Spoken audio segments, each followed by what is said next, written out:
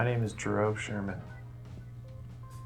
I'm an ambient composer, and my music is based on layers, basically. I build an ambient layer, and then I build a beat, and then a synth layer, and that usually completes the composition.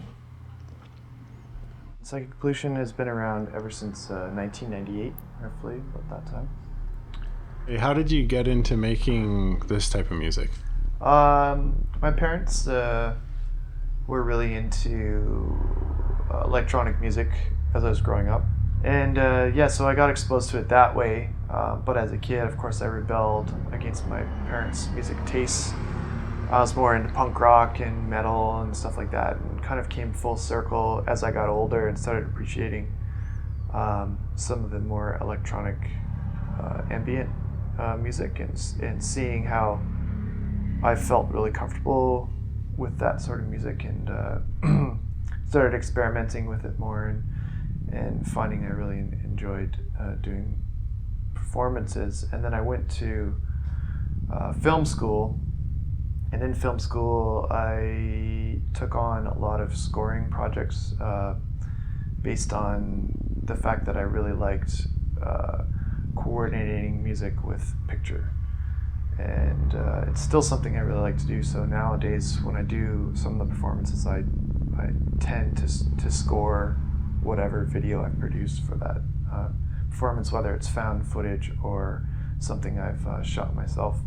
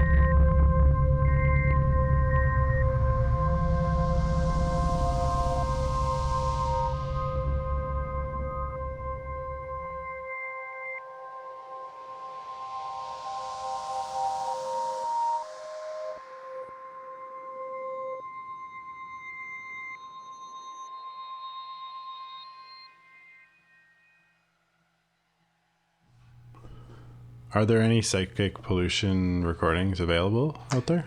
Yes, I have a Bandcamp page, basically bandcamp.com/psychic pollution. And currently I have about 10 or 11 records on there right now. A lot of them are live recordings, or the shows I get invited to are generally film related, with regards to projections and ambience and noise. I do a lot of noise shows as well, with like sort of audio pieces that are really grandiose, and like I have one that I did for a group here in Victoria called Lot 8, and they do like noise shows where they clump about 20 different artists into one little space, and everybody has about 15 to 20 minutes to perform. And I usually do something big, like the last one I did was one called Ghost Harbor, and it was an anti-whaling, politically motivated noise piece with whales and sounds of harbors and fog horns and all kind of stuff. And I have another project where I did a piece about colony collapse disorder, the decline of bee populations. And I started doing that sort of stuff with some of my performances because one of the first ones I ever did was a piece I did on Noam Chomsky that I called Chopsky, and I basically took like a 20-minute speech he did and compiled it into a 20-minute, or sorry, like a 15-minute track that was all about the proliferation of nuclear weapons. And it's a really dire piece, ending with a large bomb going off and the end of the world, that kind of stuff. So I tend to move towards more politically motivated stuff.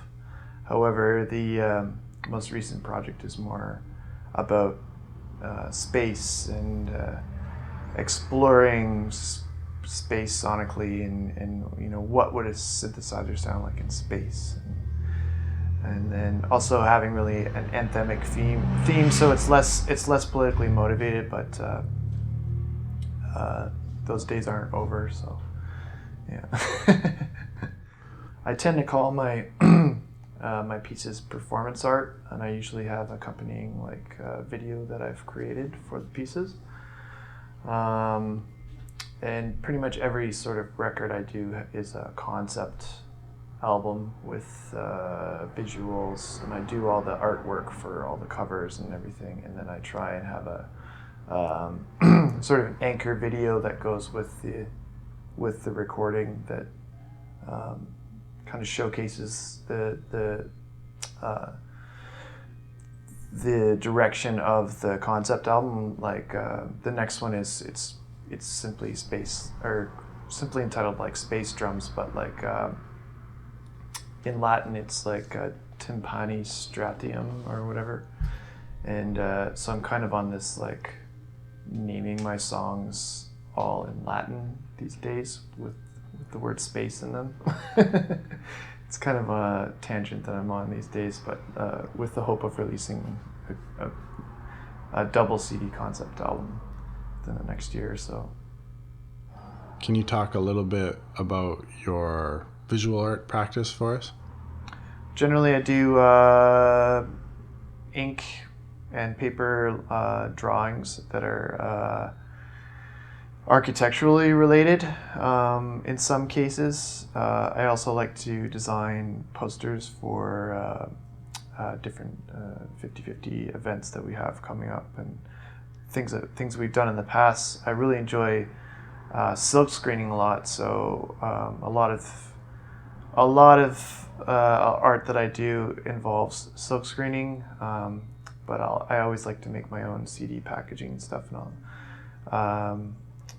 I find that the music works well because once I've produced a record, I feel the inspiration towards that project to develop pieces around that composition, and then I use those pieces in the final CD format. I'll use it for the cover and the inside cover. Is there anywhere that we can see your visual art? Yes, there is. There's the 50/50 archive. I have a show that was entitled Deconstructed Architecture. And in that archive, there's photos from the show, as well as a picture of the gallery, because I had a huge installation in there, and then I had a video installation, and then I had all my drawings in there as well. But for the most part, I keep my drawings set aside for installations. And one I did recently for the Ministry of Casual Living. There's 100 artists in one day. It was pretty fun. I've gone on tour across Canada a few times. I've only gone into the States once for a showcase in New York City, and that's about it. I've probably crossed Canada about twice, something like that, so not very many times, but hopefully more often in the future. It's kind of interesting. Definitely we have limitations with the ferry system getting our music out to the mainland. However, where they meet is kind of like I don't know. There's like a collective Canadian consciousness with regards to music, and there's obviously certain genres and places where people find their new music and stuff like that. But magazines like Exclaim and Beatroot, things like that, kind of bring together a general idea of what's going on with music in Canada that we're particularly interested in, that I am particularly interested in. And then also, I also DJ at CFUV, so I have a pretty good idea of what's happening in Canada musically, especially with regards to us having to play a certain amount of Canadian content. So it kind of forces us to get away from some of the artists that we're more familiar with and explore new Canadian bands that are coming around. And basically, like all the labels and promoters across the country, we all kind of work together. It's a pretty tight-knit scene. There's only so many places you can play in Canada.